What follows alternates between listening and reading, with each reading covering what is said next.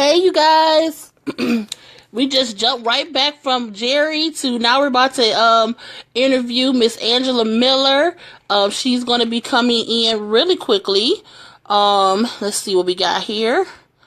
See where she is. Got her. Go ahead and invite her in.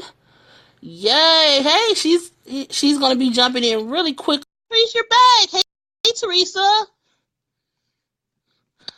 I'm glad to hear it, Catrice. Hey, Angela, how are you? I'm good. I am good. How are you? I am doing good. Thank you so much for taking the time to interview with us today about the Purpose Matter project. Yes, yes. So, what we're talking about, we're asking everybody to tell us a little bit about yourself, and then tell us why purpose matters to you. Well, my name is Angela Miller, and I am the founder and creative director of Faraha Fever Productions. And I've been doing that for a few years, but my professional career is working with children and families. And so it took me some time to really hone in on what is it that I love to do, learning my purpose. And so my purpose, I started to realize over years, it is really in the arts. I Yeah. love the arts. Anything that got do anything with arts, I love it. So that's what I found to be my purpose. And so when the opportunity came to be a part of this, I said, you know what? Let me jump on it. Why not share about purpose? And purpose really does matter. Yes, I'm thank you for so much for sharing that. And you're right, Angela.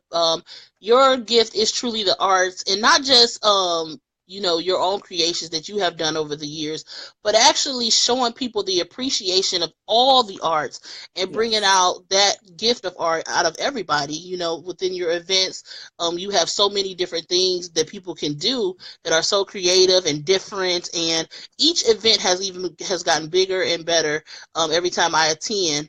So, tell us when you're writing your story, what do you want people to get out of your story when they read it? I hope people are inspired, they're encouraged to really tap into it, really talk to God and to find out, Hmm. God, why did you create me? Hmm. What is it that I'm on this earth for? Because everyone is on this earth for a purpose. You were designed for a purpose. When I was younger, I had that type of feeling of what it could be, but didn't really know. And a lot of people don't know. And do you know how many people are in their 50s, 60s? They don't know their Yeah. purpose. And Yeah. sometimes people think their purpose is to be in the spotlight, and they Hmm. really minimize the background. They minimize things that you do being a parent. They minimize being a Hmm. nurse, being a Yes. janitor, being the best janitor you Yes. could be, being a teacher. You're not always going to be in the spotlight. There are going to be very few people that's going to make it to the really top of the game. Hmm. But to Hmm. appreciate, and when you start to appreciate what your purpose is in life, but you really got to tap into it. Ask God, God, why did you create me? Find out what it is that you love to do. Ever Hmm. since I was a child, I love the arts. And so I had to learn over the years what it is that fits me. What's my niche? Because you Hmm. cannot be like everyone else.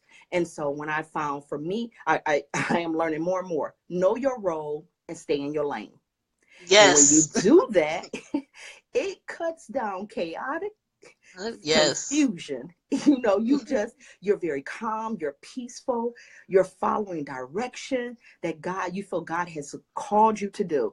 And so part of your purpose is your calling.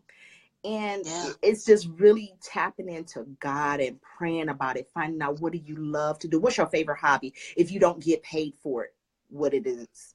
And then you start to realize, you know what? I love doing that. That's Hmm. part of your purpose. And sometimes you have many different levels. I'm learning that there are so many levels to me, Yes. Angela Miller, and to Hmm. appreciate it because I don't ever want God to take away that. I gave up I gave up a while ago, some Hmm. years ago. And I kind of just sat there and I let my gift just sit. And Yeah. I don't want to die full. I want to Mm-hmm. die empty. I know I Yes. said a lot, but yeah. So But no, no, I really enjoyed what you said, and it was a few words within that that were really key for me. And one of the key words was peaceful. And one of the terms I use is there's peace and purpose. And as yes. you were speaking, because you have such a soothing, calm voice, but I kept thinking about that quote about how a small pebble can be a huge ripple in a pond. You know, so Mm, you can throw a small pebble in the pond, and it can make such a big difference.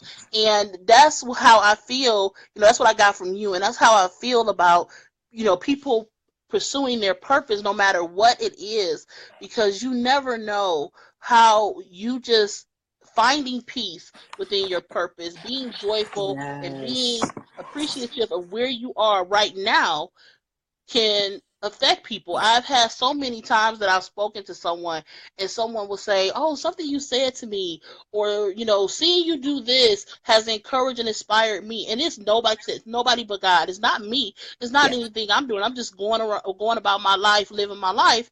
And that is one of the ways God can use you without you even knowing. You don't have it doesn't have to be this huge feat or Yes. this huge task. You can just do you, stay in your lane, live your life, find out truly why you were here, and that's all you have to do. It's a great start.